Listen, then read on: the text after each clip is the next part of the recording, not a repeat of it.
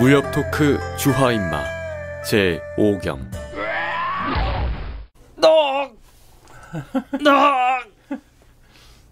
너 빨리 물어봐 주셔야죠. 빨리 왜 그러냐고. 다시 할게요. 다시 할게요. 갑자기 그러니까 나 뜬금없이 다시 할게요. 왜 그래? 한치 왜 그래? 형님 내상을 입었습니다.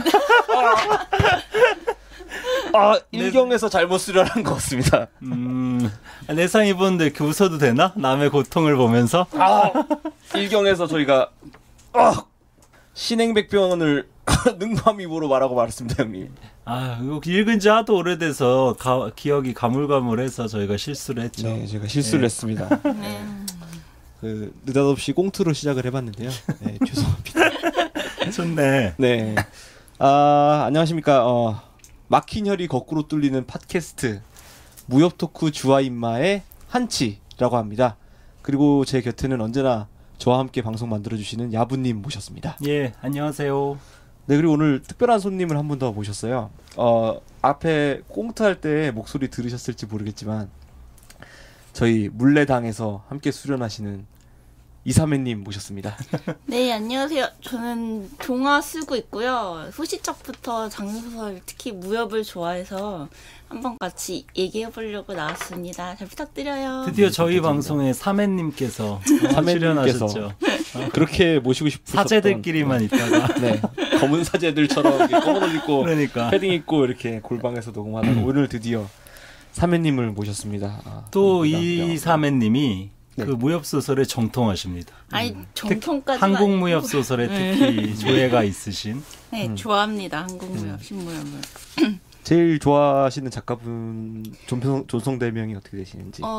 용대훈 작가님, 자백 작가님, 진산 작가님, 조진행 작가님을 좋아합니다. 줄줄줄 나오네요.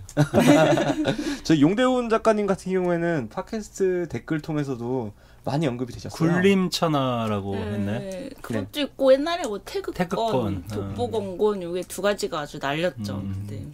너무 그 요청이 많아가지고 저희가 미리 계획을 짜놨어요. 한 저희 10회 특집 정도로 해서 한국 뭐 무협 특집을 한번 예정을 해보고자 합니다. 그러니까 이게 뭐 굴림천하 같은 이런 50권짜리 작품을 우리가 할 수는 없고 네. 그냥 이렇게 훑는 식으로 네. 가볍게 그냥 슉슉슉 누구의 뭐가 한국 무협의 역사, 신무협의 역사, 신무협의 역사를 한번 이렇게 쭉쭉쭉 훑는 식으로 몇 개 그 대표적인 작가분들의 소설 가지고 이야기해봐도 좋을 것 같아요. 네, 그렇게 미리 예고를 드리면서 저희 얼마 전에 또 재밌는 걸 했었죠.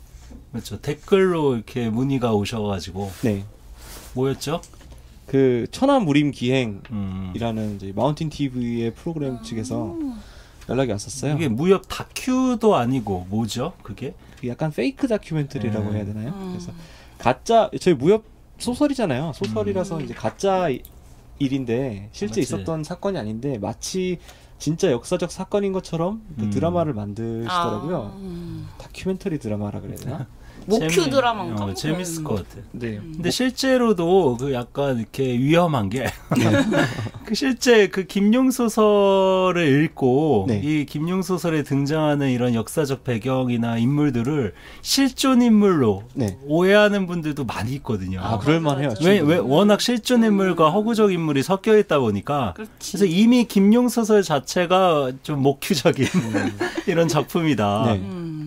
그래서 뭐 요번 5경이 방송될 무렵이면은 아마 네이버 TV, 네이버 캐스트 통해서 감상하실 수 있을 겁니다. 많은 시청 부탁드리고요. 마운틴 TV는 산 등산 관련한 TV인가요? 그 영상도 나오는 거예요? 네, 영상으로. 아니 직접 무당산 가셔서 이렇게 찍어도 되잖아요. 두 분도 나와요? 아니 저희는 무당산 안 갔죠. 마치 간 것처럼 저희는 연기를 서울에서 서울에서 연기. 제가 전문가 B 역을 맡았고요. 야부 형님께서 전문가 A. 근데 이게 그때 그 인터뷰 할 때도 저희가 좀 이게 확실히 카메라 앞에서 뭔가 말한다는 게 쉽지가 않더라고요. 그래서 많이 버벅이고 편집을 아마 잘 하셔서 좋은 것만 내보내주지 않을까 생각하고 있습니다. 기대를 하고 있으니까요. 많이 시청해 주세요. 네. 제가 최근에 또 의천도령기 예전에 드라마 한번 저희가 추천드렸을 때 네.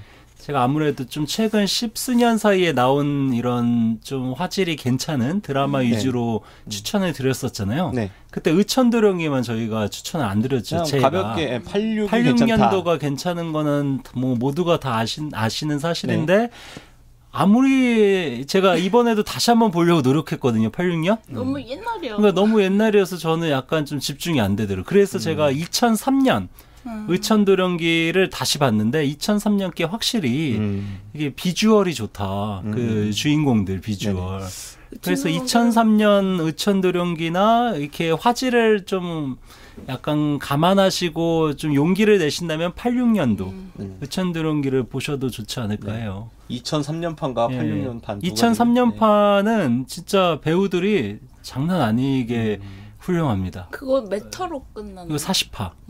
여기에 그 은소소. 네. 장치산의 부인이자 장무기의 어머니인 은소소 배우가 정말 미인이에요.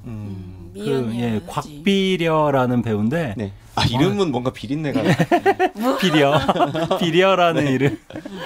근데 제가 보고 깜짝 놀랐어요. 너무 진짜 장무기는 잘생겼나? 장무기는 진짜 별로입니다. 그러면 좀 그 장무기랑 장치산 역할을 한 배우가 동시에 1인 2역을 했어요. 소유붕이라는 배우인데 네네. 되게 대륙에서 유명한 이거 대만 드라마예요. 네, 대만 드라마기는 한데 근데 여기 유명한 배우들이 저희 알만한 배우들이 많이 나요. 가령 주지학 캐릭터일 경우에는 네. 그 혹시 예전에 정우성 주연의 호우 시절이라는 영화 기억나세요? 알고 있습니다. 거기 진짜 그 여자 주인공이 훌륭하시죠. 네. 그분이 고원원 우리 이름으로 네. 우리 발음으로 그분이 주지양 역할을 해요. 그것도 2003년에 했으니까 완전 젊었을 때. 네네. 그리고 조민 역할을 가정문이라는 배우가 하는데 네. 가정문도 되게 유명한 배우죠. 조민 역할 정말 잘 어울립니다. 네. 아무튼 2003년판 혹은 86년판으로도 시청해 주시면서 저희 방송 따라와 주시면 되겠습니다. 네, 오늘 이사매님 모셨는데 네. 그냥 지나칠 수가 없어서 뭘 저희 앞으로 게스트를 모시면은 이런 시간을 항상 가지려고 합니다. 뭘 가지려고 하시? 내력을 한번 측정을 한번 해봐야 될 것 같아요. 재미로 이거 문제 난이도는 제가 잘 모르겠어요. 제가 그냥 대강 만들었는데 아마 구음진경 수준은 아닐 것 같아요. 그러니까. 네. 나는 읽긴 읽었지만 명사를 잘 기억하지 못하기 때문에.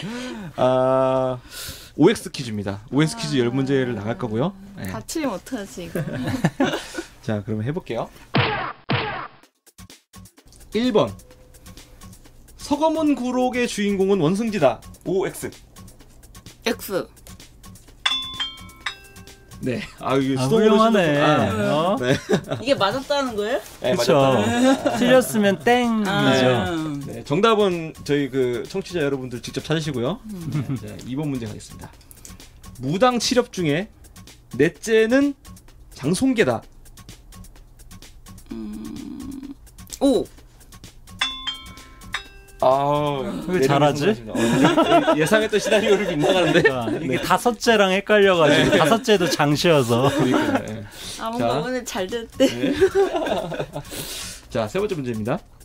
협객도는 비호 외전에 등장하는 장소다. X. 이거 청취자분들이 짜고 치는 거 아닌가 혹시 오해할 것 같네. 갑자기 당하는 거예요. 진짜 갑자기 우리 한 건데. 갑자기 들이밀었어요. 오늘 꽁트부터 퀴즈까지 다 갑자기 들이밀고 있는데 너무 대처들을 잘해주시네요. 예. 아무튼 지금 세 번째 찍는 솜씨가 대단할지도. 무의식적에 있나봐. 하도 많이 와서. 네, 다음 문제입니다. 육맥신검은 소요파의 무공이다. OX. X. 뭐 다 맞추니까 재미가 없네요. 육맥신검은 소유파의 무공이죠. 또 일부러 틀리면 이거는 청취자를 또 조롱하는 것이 되기 때문에. 그치. 3회라고 모셔놓고 그래도 틀리시면은 안 되니까. 이제 안정권은 들어간 것 같아. 이제. 아닙니다. 한 문제 남았어요. 그 10문제 중에 4문제인데 안정권은 반타작이잖아요. 그래. 한 문제만 더 힘내자. 알겠습니다. 예. 군자검과 숙녀검은 절정곡에 보관되어 있었다. OX. X. 드디어. 절도복에 보관되어 있었죠. 네. 그리고 6번째 문제입니다. 접고 의선이란 평일지를 가리키는 말이다. O 아니면 X? O. 지금 나의 운이 호청우죠. 호청우죠. 평일지는 소광고 등장인물이죠.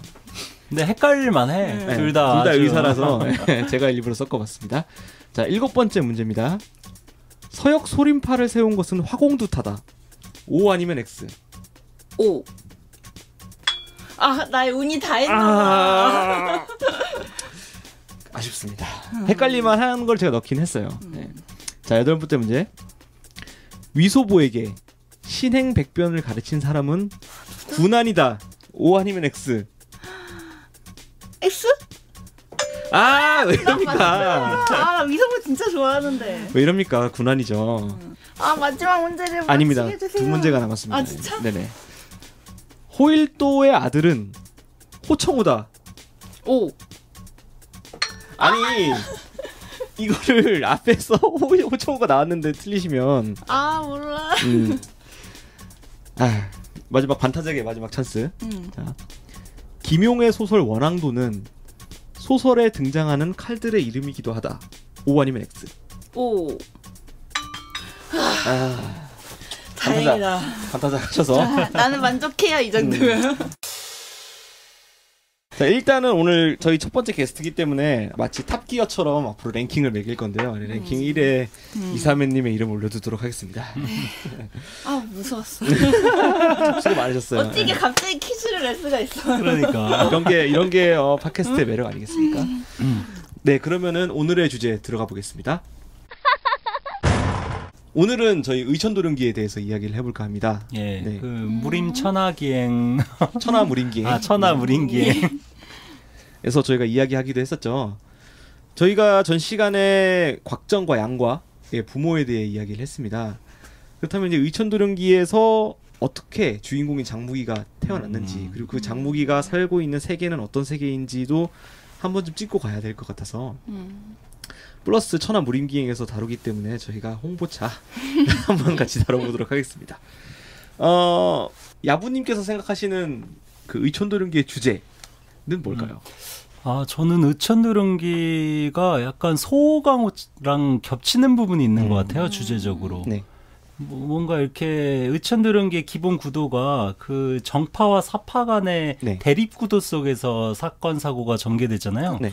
근데 이 정파 사파 간이 이게 양립 불가한 이런 적대적인 관계인가? 그 소설 안에서는 그렇게 묘사되고 있지만 실제 장무기가 그 기연을 맺고 관계를 맺고 뭔가 그 서사를 이끌어 나가는 과정 속에서 정파 중에도 또라이들이 많고 사파 중에도 되게 매력적인 이런 인물들이 많이 등장하잖아요. 네. 그래서 그 사이에서 그 갈팡질팡 우왕좌왕 한다라고도 볼 수 있고 애매모호하고 우유부단하다. 네. 그게 장무기의 또 캐릭터잖아요. 네. 동시에 그 정과 사를 다 아우를 수 있는 더 거대한 적에 맞서 정과 사를 아우를 수 있는 그런 또 통합적인 리더십을 발휘하는 캐릭터이기도 합니다. 네. 그래서 성격이 그렇죠. 그 성격이 일단 기질이 그리고 출신부터가 아버지는 정파 인물이고 어머니는 사파 인물이잖아요. 로미오와 줄리엣이네. 그렇지. 맞아요. 그러니까 그 비극적으로 부모가 다 동반 자살하지 않습니까? 네. 초반에서 빙화도 갔다 와서. 네네. 그래서 이게 출신부터가 그래요. 그리고 이게 장무기가 참 이게 재밌는 캐릭터가 어머니가 그 은소소가 돌아가면서 죽으면서 유언을 남기잖아요. 자기 이렇게 만든 놈들한테 복수하라. 네. 그리고 또 한 가지 믿지 말라. 이쁜 여자가 하는 말을 믿지 말라. 이쁜 여자들일수록 거짓말을 잘한다. 자기처럼. 결국 어머니 말을 한 번도 하나도 지키질 않아. 매일 이쁜 여자들한테 이렇게 우유부단하게 이 우왕좌왕하고 갈팡질팡하고 복수는커녕 다 화해시키잖아. 그러니까 어머니의 유언을 배반한 페륜하다라고도 우리가 볼 수 있어요. 저희 방송에서 이야기했던 거랑 좀 다른데요. 네이버 TV에서 얘기했던 지키려고 노력은 하는 건가요? 노력 전혀 안 했어요. 저는 1도 안 했어.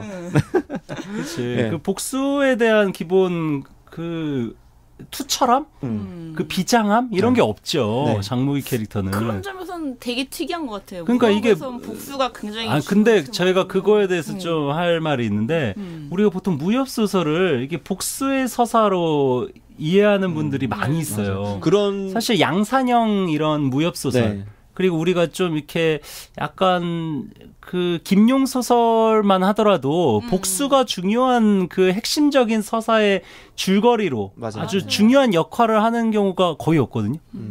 뭐 우리 사조 삼부공만 하더라도 뭐 곽정이 복수하는 내용이 아니잖아요. 일부 스토리가 네. 양과가 복수하는 내용이 아니잖아요. 장무기도 그렇고 영호충도 그쵸. 그렇고 네. 그리고 그 무슨 녹정기의 위소보는 뭐 그러니까 이게 복수 서사로 우리가 무협 소설을 이렇게 가두는 것이 좀 저는 옛날부터 좀 불만이었어요. 그리고 막 무협 소설이 폭력을 미화한다.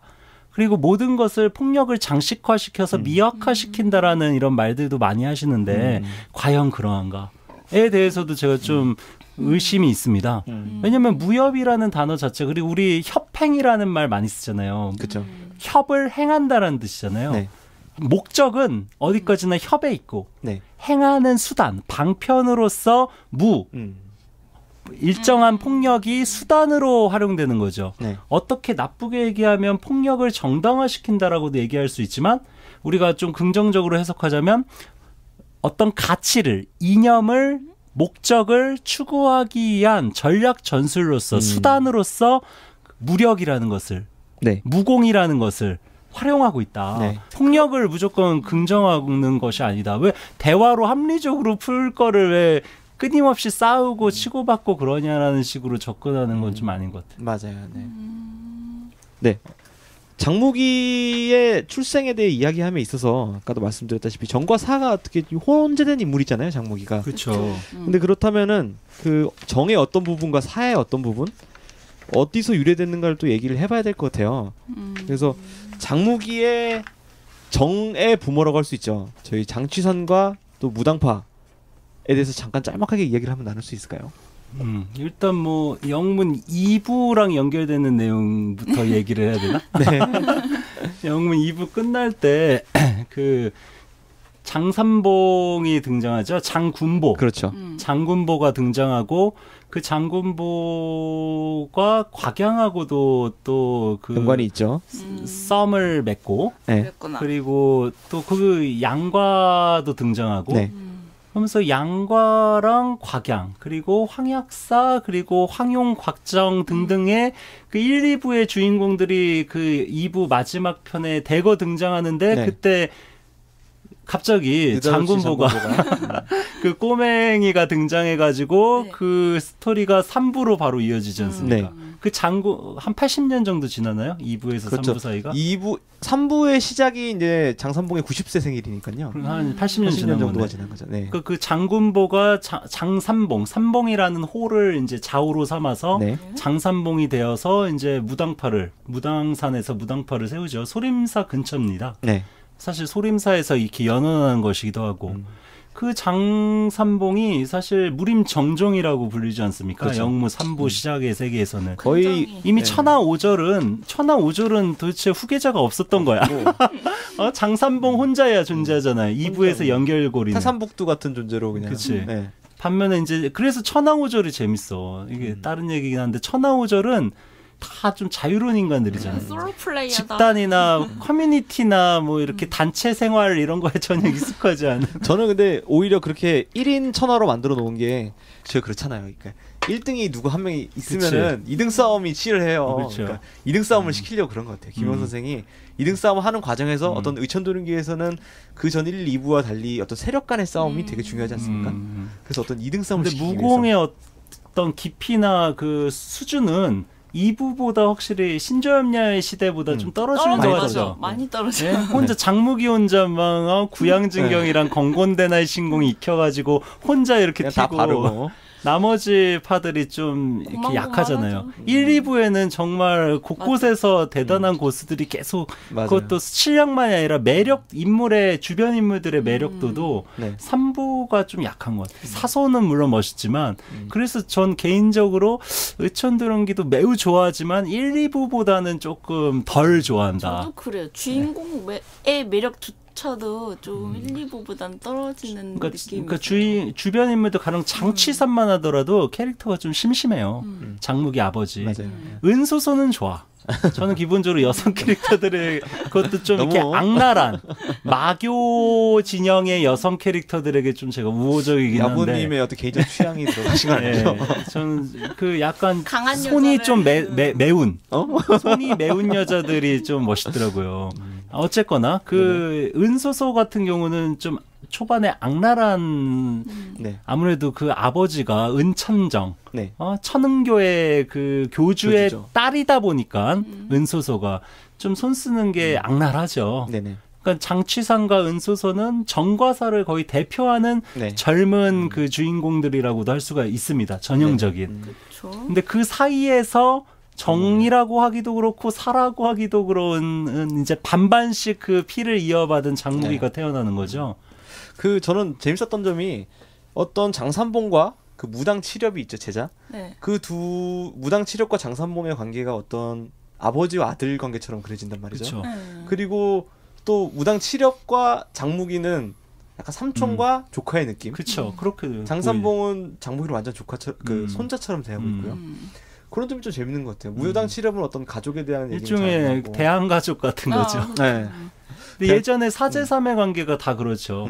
그 그 사제 간의 관계들이 네. 뭐 사실 피로 연결된 관계들도 물론 있지만 그 안에 대부분은 이제 뭐 이렇게 우연한 어떤 인연으로 자기 수하에 걷어서 일종의 고아를 네. 이렇게 자기가 키우면서 무공도 전수해주고 자기 딸도 이렇게 시집 보내고 네. 그러면서 일종의 하나의 가족 형태를 만들어 나가는 방식이어서 네. 사실 그렇죠. 근데 또 반면에 사쪽의 대표라고 할 수 있는 천은교는 또 완전 가족 관계로 이루어져 있단 말이죠. 그쵸. 은야왕과 은소수와 그런 것들이 재밌었어요. 그러니까 정파 쪽 인물들은 어떤 혈연이 아닌 것으로 이루어져 있고 사파 쪽 근데 인물들은 다 혈연으로 이루어져 명교는 사실 혈연으로 연결되어 있지는 않죠. 명교는 뭐 양수도 그쵸, 그렇고 명교도 다 이렇게 제각각인데 그 천은교 같은 경우는 은천정이 그 명교 내부의 분열 있다. 네.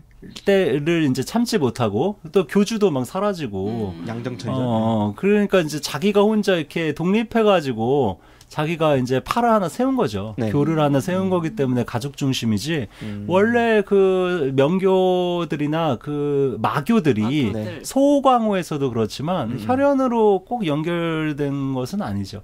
반대로 그 명문정파들도 혈연 관계가 전혀 없다고도 볼 수가 없어요. 네. 사실 나중에 그 무당파의 그 송청서? 송청서. 송청서 같은 경우만 하더라도 사실 그 혈연으로 네. 부모 자식 간에 연결돼 있죠. 무당 칠협 중에 제1협 송원교의 아들이죠. 송청서. 진짜 대표적인 이런 찌질한 못난이 캐릭터 중에 하나죠. 네. 그 김용 소설에 저희 댓글에서도 달아주셨는데 소유파 장모님이셨나요? 저희가 김용이 자주 쓰는 클리셰가 그거라고 하더라고요. 그러니까 어떤 정의로운 인물의 후손들은 꼬여 있어 어딘가. 그러니까 이게 좋은 네. 집안 훌륭한 선조를 둔 이런 가문 출신치고 네. 이렇게 괜찮은 애들이 없다는 거야. 김용 선생의 입장에서는. 반대로 나쁜 사람들 자식들이 훌륭한 경우도 많고. 그게 이제 양과가 대표적이고 네. 그 반대가 이제 그 소유파 장모님이 달아주신 거죠. 네네. 거기서는 이제 악비의 후손인 악불군. 저희가 지난 시간에 이야기했던 악불군이 제가 진짜 가장 현재적인 문제적 캐릭터라고 네. 할 수 있는 게 악불군인데 그 사람의 조상이 악비 네네. 장군 아니겠습니까? 네. 그런 점에서 대단한 장군이. 이런 게 많아요. 그 가령 그 장무기의 장무기가 도룡도가 어디 있는지를 아는 상태에서 네네. 도룡도를 뺏으려고 장무기를 정말 괴롭히는 부녀지간의 등장인물이 있죠. 주장령과 주구진? 주무진. 제 이름이 지금 저도 갑자기 기억이 안 나네요. 그 아버지인 주장령. 네네. 주장령 이 사람이 경천 일필이라는 호를 갖고 있는데 네. 사실 장치산이랑 비슷하지. 장치산도 판관필을 쓰고 있으니까. 네. 그러니까 이제 장부위가 약간 친근감도 느끼고 그랬거든요. 이 주장령이 아주 비열한 사람으로 네. 등장해요. 되게 네. 악독한 사람이야. 근데 이 사람이 누구냐? 영문 1, 2부에 등장하는 그 단황야, 남제 단황야를 모시는 그 주자류. 주자류의 바로 후손이 주장령이거든요. 주자류는 되게 의협심이 강하고 네. 황제에 대한 충성심이 강한 되게 무공도 뛰어나지만 뭐 이런 인품도 뛰어난 캐릭터인데 그 사람의 후손이 완전 개쓰레기가 되는 그쵸. 거예요. 김영이 일부러 일부러 그러셨을 근데 거예요. 실제 이제 그 자기가 갖고 있는 인간에 대한 그 가문에 대한 피에 대한 감각 같은 것들이 여기 소설에도 네. 담겨 있겠죠. 아무래도 금수저 출신 치고 약간 그 아무래도 약간 그 다르지 않겠습니까? 맞아. 네, 성격 저는 블리자드 같은 것 같아요. 블리자드 저희 게임사 있지 않습니까? 블리자드. 네네네. 블리자드 게임에 등장하는 인물들도 항상 그 흑화하잖아요. 블리자드의 어떤 뭐 타락, 블리자드 게임에 항상 등장하는 게 어떤 타락이라는 주제잖아요. 어떻게 타락하느냐. 그런 것과 비슷한 게 어떤 김용현 그치, 소설에 담겨 있지 않나. 명문가의 자손이 또 착하고 명문가면 또 그것도 그렇게 재미없고. 그런 세상이라면 얼마나 재미없겠습니까? 그렇죠. 근데 좀 고생을 한 캐릭터들이 뭔가 그 맞아요. 고생 속에서 자기 위대한 영웅이 되는 저번 시간에 했던 주제 중에 하나가 그 선의가 재앙을 낳고 그렇죠. 그 재앙이 영웅을 낳지 않습니까? 그러니까 이렇게 항상 역사의 인간사의 아이러니, 출신의 아이러니라는 것이 실제 존재하는 것 같아요. 네. 그래서 사실 이게 저를 비롯해서 네. 이게 이 세상의 흑수저들이 힘내라고 스스로 자유하는 이런 내용이겠습니다. 네, 청취자 여러분들 이번 대선 때 잘 참고해서 하시기 바라시고요. 사실 뭐 곽정, 그 양과 맞아요. 그리고 장무기, 영호충, 위소보 등등 우리가 떠오르는 주인공들 떠올려 보세요. 맞아. 잘난 부모 있는 주인공들이 누가 있나? 별로 없네요. 반면에 곽부, 제가 가장 짜증나는 진짜 싫어하는 캐릭터가 신조협녀의 곽부거든요. 곽부는 보세요. 아버지는 곽정이야, 대협. 어머니는 황룡이야. 외할아버지는 황약사야. 그리고 막 그 친할아버지 격에 해당하는 사람이 가진학을 비롯한 이제 네. 강남칠계. 네. 곽정에게 또 무공을 전수해준 그 항룡 18장을 전수해준 사부가 홍칠공. 또 홍칠공. 홍칠공. 게다가 주백통 전진교도 한번 경험했기 때문에 주백통하고도 또 연결돼 있고. 그러니까 지금 곽부 같은 경우는 자기 그 윗대 그 연결된 이런 어르신들이 아주 영웅은 1부에 다 주인공들 아닙니까? 1부에. 그런데 곽부 성격 보세요. 양과랑 대비되잖아.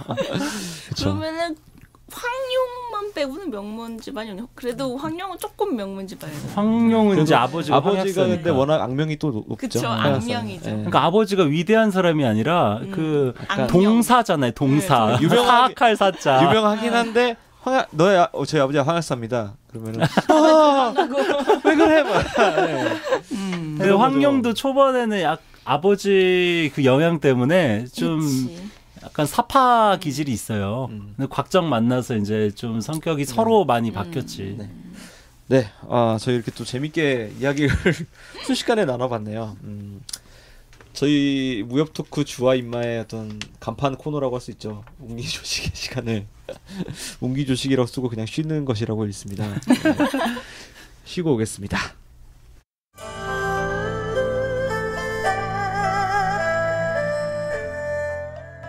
운기조식의 시간입니다. 무림치존 보도도룡 호령천하 막감부종 의천불출 수여쟁봉.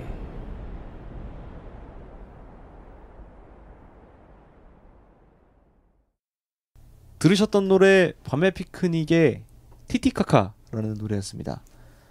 이 노래를 쓰신 밤의 피크닉의 안치범님의 사연이 있어요. 이분이 10년간 다니시던 직장이 있으셨대요. 근데 그걸 때려치시고 무작정 중남미로 여행을 가신 거세요. 가서 티티카카 호수를 보고 오셔가지고 곡을 쓰셨다고 합니다. 그 마치 빙하도로 떠난 장무기가 돌아오는 듯한 껴맞추기. 항상 후 껴맞추기를 시전하고 있죠. 그러한 사연을 가진 노래 저희 밤의 피크닉의 티티카카 들어보셨고요. 이어서 의천도룡기에 계속 나오는 시죠. 의천도룡기를 읽으신 분이라면은 모두 외우실 수 있는 24자의 시를 들어보셨습니다. 앞서 운기조식 전에 장무기의 부모님에 대해 이야기해보고 있었죠. 얘기가 너무 재밌어가지고 너무 훅 지나간 것 같아요. 다시 짧게나마 정리를 하고 지나가는 게 좋을 것 같습니다. 그래서 장무기의 정파 쪽 부모님이라고 하면은 아까 장취산. 예, 명문 정파라고 할 수 있는 그 무당파의 네. 5째 제자죠. 네. 그래서 판관필로 유명한. 네. 그래서 이렇게 서법에 능하죠. 서법과 무예를 이렇게 연계시킨. 네. 그러다가 어떻게 도령도에 얽혀서 휘말려가지고 그렇죠. 비극적으로 죽죠. 네.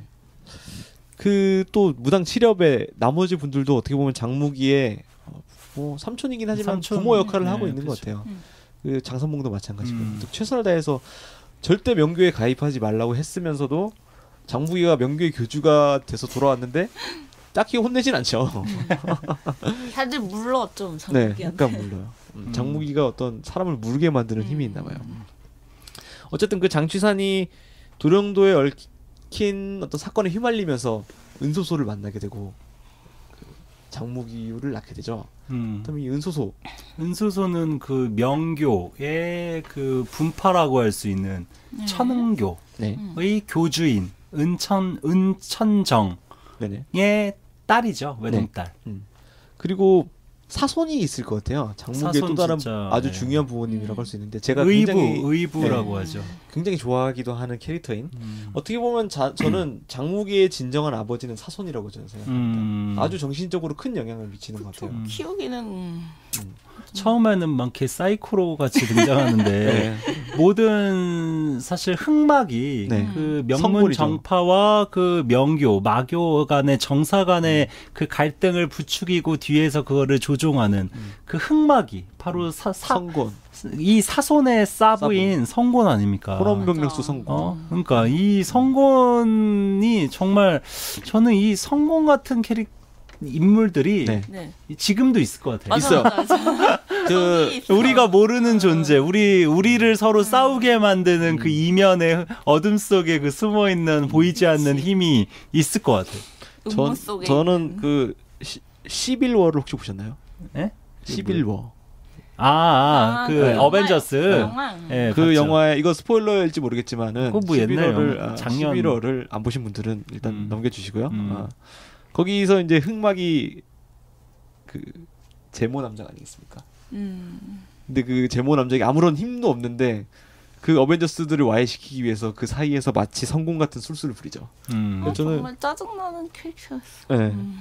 11호 보면서 성곤 생각 많이 났었어요. 그러니까 11월라는 게 내전이라는 뜻이잖아요. 네. 사실 이 중국 강호를 뭔가 양분하고 있는 네. 명문정파와 명교 간의 전쟁도 일종의 내전, 11월라고 할 수 있거든요. 네. 그 모든 내전에는 항상 흑막이 있다. 한국 현대사에서도 네. 모든 이런 뭐 어떤 정파 안에서의 분열, 네. 조선시대 때도 뭐 이런 붕당, 붕쟁, 당쟁이라고 하는 것들, 뭐 이런 한국전쟁, 모든 이런 내전들, 내부의 분열과 분란을 초래하는 그 요인은 그 당사자들이 잘 모르는 저 어떤 흑막이에요.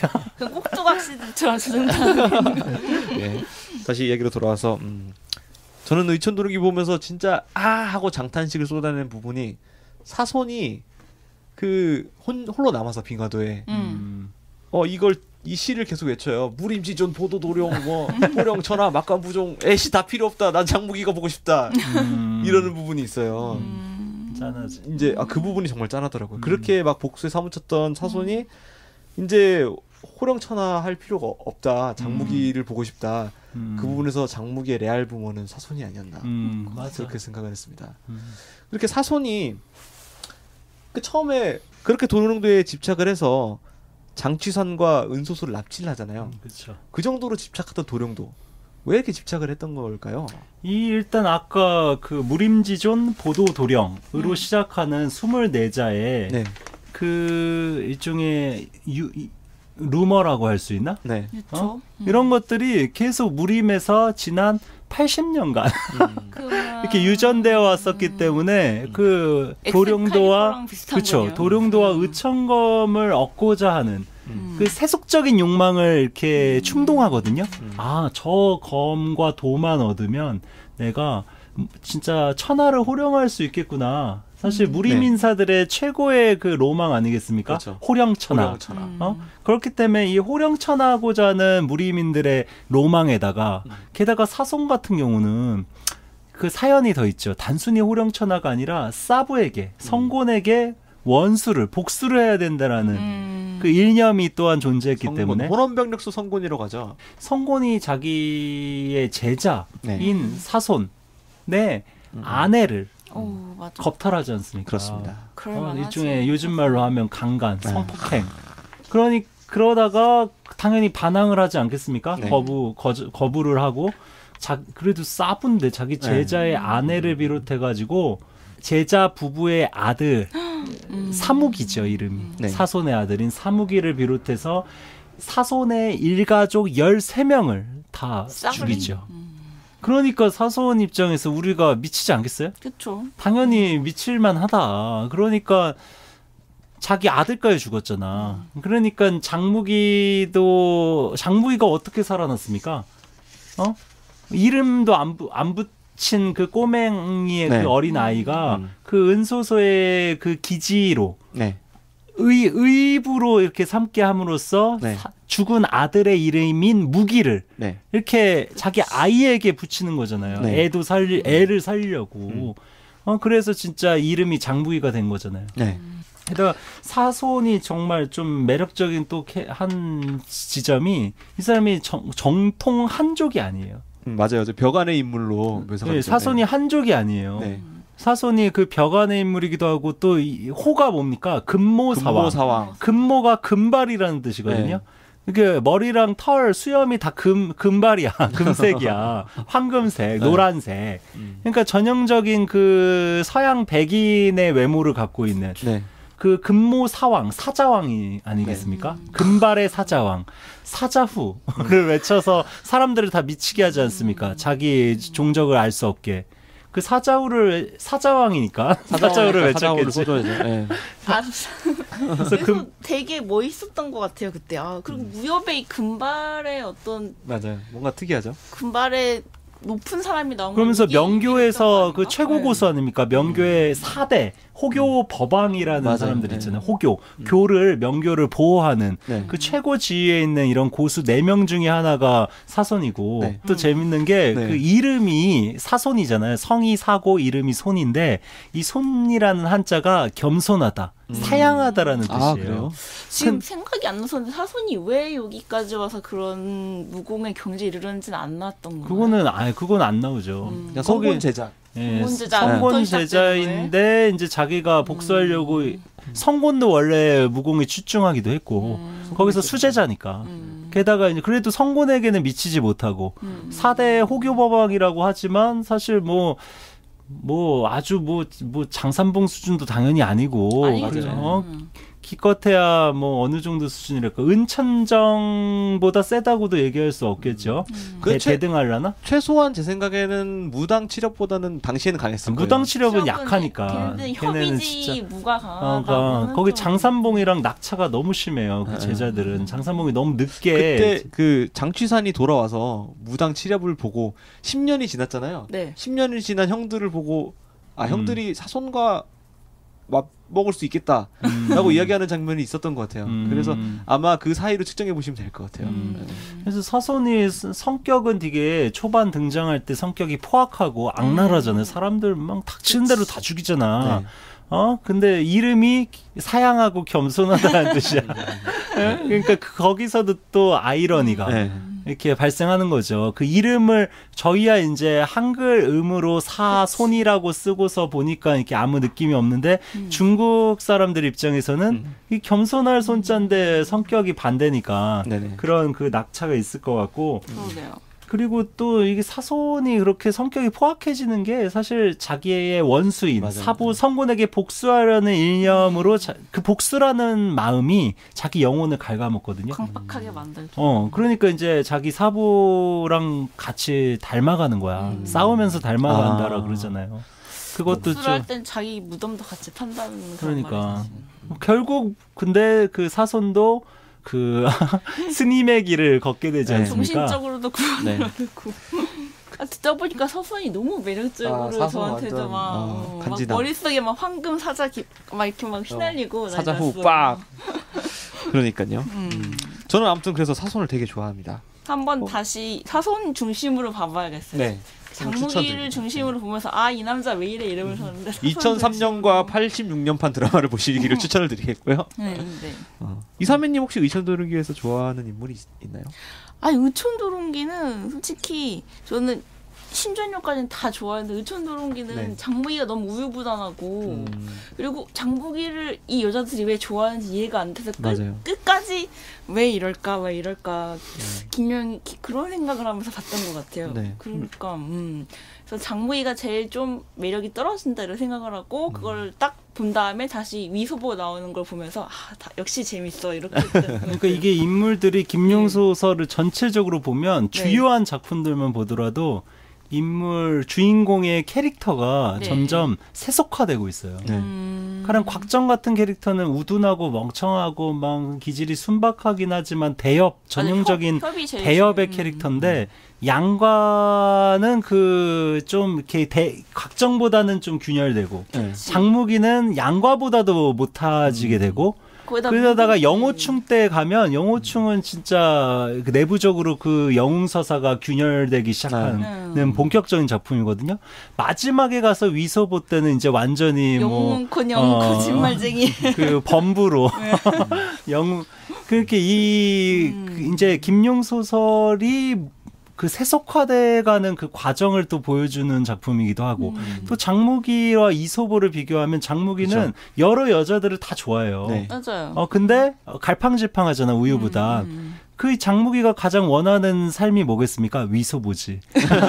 장무기가 되고 싶었던 남자는 위소보일 거야. 맞아요. 위소보는 아무런 뭐 갈등 없이 죄책감도 없어. 8명인가요? 8명, 9명이에요. 9명. 9명. 예. 왜 부인들을 이렇게 다 일종의 예전에 구운몽의 양서유처럼 거의 똑같은 캐릭터인데 장무기가 죽고 환생한 게 위소보가 아닐까. 내가 예전에 너무 우유부단했어. 이번엔 내 맘대로 살겠다고 이런 거. 그렇죠. 다 내 것으로 만들겠어. 예. 그래서 녹정기 이후에는 이제 소설을 쓸 수가 없는 거야. 다 끝까지 그래서 갔기 절필이죠. 때문에. 예. 그렇게 생각할 갈 수도 때까지 간 있네요. 거야.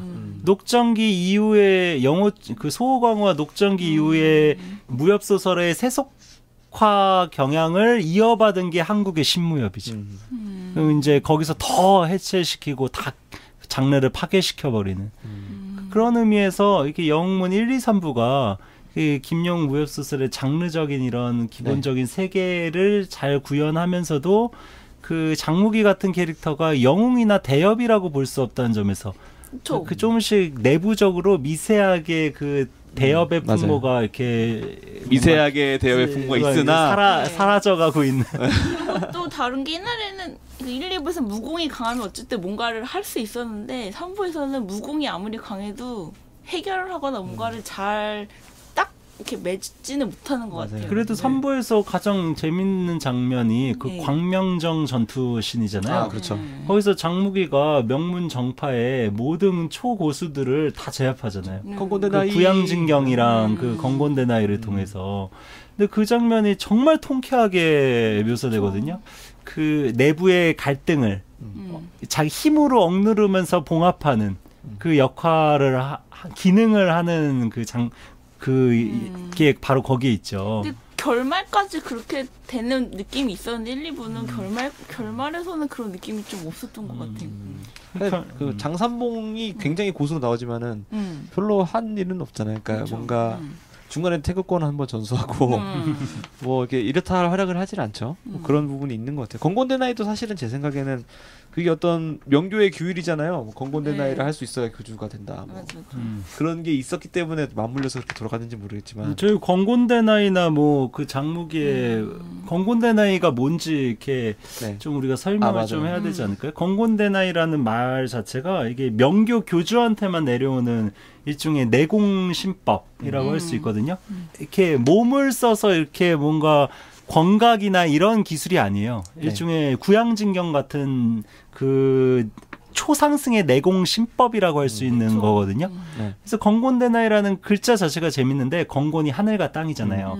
대나이는 크게 잡아서 옮긴다. 그러니까 하늘과 땅을 뒤흔들 정도의 그 신법이라는 거죠. 약간 초능력 비슷한 느낌. 그 초능력이에요. 그러니까 이게 일종의 우리 몸 안에 있는 잠재력을 극한으로 끌어내는 그런 그래서 원래 건곤대나이란 말은 그 초판 영웅문에는 건곤대나이란 말이 거의 안 나오고 항상 건곤 이위 신공이라고 나오거든요. 건곤을 이위 옮길 이자, 위치 위자에서 건곤을 이렇게 옮길 수 있을 정도의 신공이다. 그래서 건공 이신공이라는 거는 이제 사람의 잠재력을 극한으로 끄집어내는 것이다. 그거 조금 작은 게 장풍 같은 걸까요? 장풍은 이제 장풍이랑은 조금 다르죠. 장풍은 이제 기를 이제 모아가지고 어떤 육맥 아까 퀴즈로 냈던 육맥신공 같은 게 장풍 비슷한 게 아닐지. 그렇지. 네. 건곤대나이는 좀 인상적인 장면들이 많이 나와요. 광명정 전투에서도 마찬가지고 그 중반 이후에 탑이 있죠. 그 조민이 육대문파 고수들을 잡아놓은 탑에서 그 고수들이 뛰어내려서 탈출을 하는데 그때 장무기가 밑에서 건곤대나이로 붙잡아주거든요. 네. 그런 장면도 나오고 어떤 초능력 같은 면모가 많이 보이는. 초능력 같은 것 같아. 그래도 저는 역시나 영웅문 1, 2, 3부의 최고의 그 무공은 구음진경과 구양진경이다. 이건가 저는 가장 최고인 것 같아요. 끊임없는 구양 구음 사랑. 그치. 구음진경도 아주 훌륭하지만 구양진경 장무기가 익히는 구음진경은 익힌 사람들이 부분적으로나마 좀 여럿 있잖아요. 근데 구양진경은 장무기 말고 익힌 사람이 있나? 치트키죠, 치트키. 장무기도 이게 아주 우연한 계기로. 사실 장무기 캐릭터 중에 좀 그런 게 노력해서 뭘 한 게 하나도 없어. 맞아. 그냥 어쩌다 보니 박정희나 양과는 노력을 했어. 수모도 참고 굴욕도 당하면서 팔도 잘리고 고생을 많이 했는데 장무기는 완전한 우연. 이 구양진경 그 획득하는 장면도 그게 제일 황당하죠. 원숭이 그쵸. 배를 갈라서. 근데 그게 이제 영문 2부 끝이랑 연결되는 신조염야 후반부랑 이어진 내용이긴 한데 그건 뭐 구체적으로 하긴 그렇고. 근데 그 구음진경이랑 구양진경이 이게 재밌는데 저희가 나중에 또 이런 아주 특집으로 자세하게 특집을 한번 할 거예요. 하긴 해야 되겠지만 지금 짤막하게만 한번 말씀드리면 구음진경은 말 그대로 순음의 그 음의 그 절정무학이거든요. 네, 그러면 구양진경은 마치 음에 반대되는 순양의 무공처럼 느껴지잖아요. 사실 저도 이렇게 약간 그런 이름이 워낙 구양진경이니까. 근데 구양진경은 실제 소설 안에서도 이렇게 묘사가 어떻게 되고 있냐면 단순히 순양의 무학이 아니라 음과 양이 강함과 부드러움이 조화를 이루는 무공으로 묘사가 되고 있어요. 그러니까 구음진경의 업그레이드 버전이지. 그러게 통합이 됐네. 그렇지. 그러니까 구음진경보다 좀 업그레이드 버전처럼 묘사가 돼요. 그래서 이 아주 새로운 형태의 무학이다. 그렇기 때문에 구양진경을 통해서 그 한독을 치료하는 거는 기본이고 처음에 이제 그 현명이로 한테 그 한독 내상을 입지 않습니까? 현명신장을 맞죠. 장무기가 현명신장을 초반에 쳐맞습니다. 그렇지. 현명 패천장이라고도 하는데, 근데 그것 때문에 진짜 고생하다가 거의 시한부 판정 받은 거나 마찬가지로 죽을 뻔하다가 그 구양진경을 익혀서 스스로 치유하지 않습니까? 구양진경에 대한 묘사들도 정말 재밌어요. 여기 소설에 있는 한 대목을 한번 읽어볼게요. 구양진경의 대표적인 이런 경문의 구절이 상대가 아무리 강해도 나는 한모금의 진기로 대항할지어다. 멋있지 않습니까 이런 말? 거기 또 무슨 말이 나오냐면 그 참뜻은 상대가 제 아무리 강하고 싸나워도 산을 훑고 가는 바람과 강을 어루만지는 달빛으로 생각하라는 것이다. 아무리 절대적인 힘이라 할지라도 단지 스쳐갈 뿐 파괴를 하진 못할 것이다. 이게 이제 구양진경의 그 한 경문 구절을 제가 읽었어요. 네. 이런 말들을 이제 김용 선생이 이렇게 사실 자기가 경전을 지어짓듯 저술한 느낌으로 이게 곳곳에 많이 이런 식의 서술들이 있는데 이런 구절들만 모아서 구양진경을 하나 편찬하고 싶어. 이게 약간 진짜 있는 책 같아 항상. 진짜 책을 하나 만들고 싶어. 그 구양진경이 원래 그 소림사의 능가경의 행간에 그치. 쓰여 있지 않습니까? 그쵸. 그것처럼 김용 선생도 어떻게 이게 숨겨놓은 게 아닐지. 구양진경. 그러게 진짜 있으면 좋겠지만. 네. 아유 오늘 뭐 이렇게 웃고 떠들다 보니까 시간이 이렇게 훅 벌써 다 흘렀네요. 갔나요? 네. 이거 뭐 장무기의 부모와 세계의 이야기를 한답시고 했다가 뭐 다른 얘기 하다가 재밌게 다 흘러갔어요. 네, 다음 시간에 뭐 관련해서 또 이렇게 네. 하면 계속 되죠. 언급이 될 테니까 양해를 해주시고요. 궁금하시면 2003년판 의천도령기, 86년판 의천도령기 봐주십시오. 저희가 지금 좀 왔다 갔다 하면서 하잖아요. 네. 그래서 뭐 이렇게 1부 다 하고 2부 넘어가고 아니라 왔다 가면서 계속 할 생각이고 네. 다음 경에서는 네. 저희가 다시 1부의 이제 그렇죠. 주요한 캐릭터 중에 하나인 네. 그 누구에 대해서 하기로 했죠 저희? 일부에 어떤 두 명의 세븐이 나오죠. 그 두 팀의 세븐이 예, 나오죠. 무당 칠협에 이제 맞아요, 준하는 네네. 전진칠자 네. 그리고 강남 7개 네. 이런 그 7명의 그 세트 사제들이 꼭 대거 등장하잖아요. 거의 뭐 리디큘러스 세븐 대 헤이트풀 세븐의 대결이라고 할 수 있죠. 그러니까 네. 그 이 7명으로 묶는 것도 무슨 전통이 있는 것 같아. 네. 그렇죠. 무슨 그 청강 북두진 그 북두 맞아요. 칠성의 그 7개 전진칠자가 북두 칠성의 원리를 이제 무공에 응용하지 않습니까? 청강 그렇죠. 북두진. 네. 이게 7이라는 숫자가 갖고 있는. 그래서 만약에 제가 옛날에 읽으면서 이렇게 혼자 생각했던 게 만약에 무당 칠협 전진칠자인데 밑에 또 제자가 들어온다 그러면 네. 안 받아주려나? 7이라는 숫자를 맞춰야 되니까. 그러니까요. 2대째를 2대째를 만들겠죠. 2대. 그치, 그 다음 대에서. 네. 아무튼 예. 그 다음 경지에서는 그 전진 7자와 강남 7개를 이야기해 보도록 하는 것으로 하고 이번 회차는 여기서 마치겠습니다. 오늘 이사매님 그 네. 출연해 주셨는데 소감 어떠셨는지요? 저는 팟캐스트 처음 해보는데 이렇게 네. 그냥 아무 말이나 해도 재밌을 수 있구나 그걸 깨달아서 좋았습니다. 다행입니다. 다음 우리 회에도 출연을 하셔야 돼요. 네네네. 네. 다음에도 출연해서 아무 말 하겠습니다. 말 바꾸시면 안 됩니다. 네. 네, 알겠습니다. 네, 그러면은 다음 경지 기대해 주시고요. 저는 한치 그리고 옆에 야부님, 이사매님 함께입니다. 감사합니다. 존명.